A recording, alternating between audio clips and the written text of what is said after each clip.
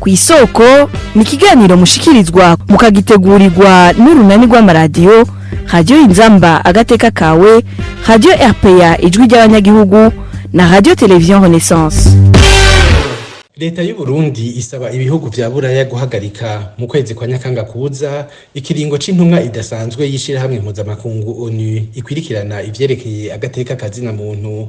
Uburundi bubona ko kugumizaho ubwo rwego ataco bifasha mu guteza imbere iyubahirizwa ry'agateka kazina muntu. Kuki leta y'u Burundi itifuza iryo jisho ry'amakungu riraba iyubahirizwa ry'agateka kazina muntu mu Burundi, dufashijwe n'umwe mu baharanira agateka kazina muntu, ibi nivyo tuganire ko muri kino kiganiro kw'isoko mugishikirizwa na Jewe Pierre Gahungu. Kaze. Kugumizaho intumwa idasanzwe ya ONU ikwirikirana ivyerekeye agateka kazina muntu kuzana injyane zidakenewe hagati y'u Burundi n'ubumwe bwa Buraya. Albert Shingiro, umushikiranganje w'imigenderanire y'u Burundi n'amakungu, yabivugiye mu nama y'abaserukira ibihugu vyabo hamwe n'abaserukira amashirahamwe mpuzamakungu mu Burundi yabaye kuri uyu wa kane igenekerezo rya 28 Ntwarante.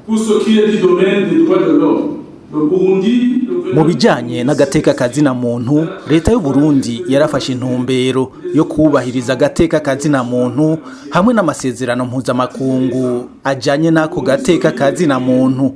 Nk'akarorero, Uburundi buritaba buri gihe isuzuma mpuzamakungu ry'ibihugu vyose mu bijanye n'agateka kazina muntu, kandi uno munsi buri mu bihugu bigize inama ya ONU y'agateka kazina muntu. Iyo leta nyene yarashizeho inzego nyinshi zikingira zikanatsimbataza agateka kazina muntu, kandi irakurikiza ibikomeye mu vy'izo nzego zisaba. Ufasha akakanya kugira ntera kamo ka kivandimwe ibihugu bigize ubumwe bwa Buraya guhagarika mu kwezi kw'icenda ikiringo c'intumwa idasanzwe ya ONU ijejwe agateka kazina muntu mu Burundi. N'urwego rwashizweho Uburundi butagishijwe inama kugira ngo leta igondozwe muri politike. Ukugumizaho urwo rwego ntacyo vyongereza na kimwe mu bijanye n'iyubahirizwa ry'agateka kazina muntu, ahubwo bitera icuka kibi kandi imigenderanire hagati y'impande zibiri yariko iranaguka. Ayo majwi ya Albert Shingiro yatororokanijwe yongera asubirwamwo mu Kirundi na mugenzi wacu wo kuri Radio RPA. Uburundi bushaka kunyegeza ivyaha vy'ubwicanyi bikorwa n'inzego za leta, abanyuruzwa bakabugwa irengero, ababurizwa igufa, abafungirwa ubusa, eka n'ayandi mabi yose akorwa hanyuma abayakoze ntibakurikiranwe. Ivyo bivugwa na Gordian Niyungeko, umunyamabanga nshingwabikorwa muri Fokode. Avuga ko ubutegetsi bwa CNDD-FDD bufata uwo wese avuze ibitagenda neza nk'umwansi.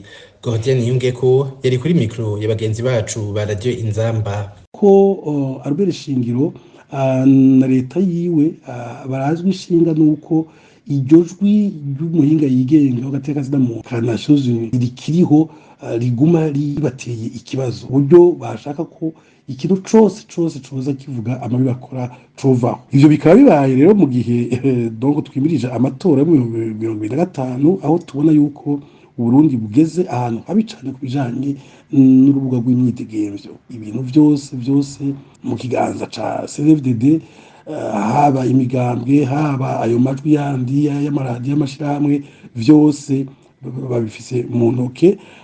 Rero birumvikana ko iryo jwi badashobora gushikira ry'umuhinga yigenga naryo bifuza yuko ryohava. Ikindi gitangaje ni ukuntu Albert Shingiro avuga yuko Burundi bwateye intambwe, yuko bugenda mu byo bita EPI, examen périodique de l'USR, yuko ufite icicaro muri Conseil des droits de l'homme. Ivyo vyose nta kintu na kimwe biza gusigura kuvyerekeye ibiba mu Burundi, kuko Uburusiya, Ubushinwa n'ibindi bihugu vyakaruwe mu kuburagiza ubwigenge bw'abanyagihugu navyo biri muri ico bifite icicaro muri iyo nama y'agateka kazina muntu ya Nations Unies. Ku kijanye na CNDH bama bavuga yuko bataho bakarorero kukwira berekane ko Burundi bugeze ku ntambwe ikomeye mu by'agateka kazina muntu n'umugwi uriho twe dufata yuko ujejwe kusigiririza amabi y'isene rikora aho kwitwa babi bakayagira bana donc c'est hashe mu kuntu ikora ivyikora urabona neza yuko atari umugwi wigenga waje gukorera abarundi ahubwo uriko ukora kugira ngo ushimishe leta ya CNDD. Turavye ivyo byose rero nuzenye Fokoda ahubwo isaba yuko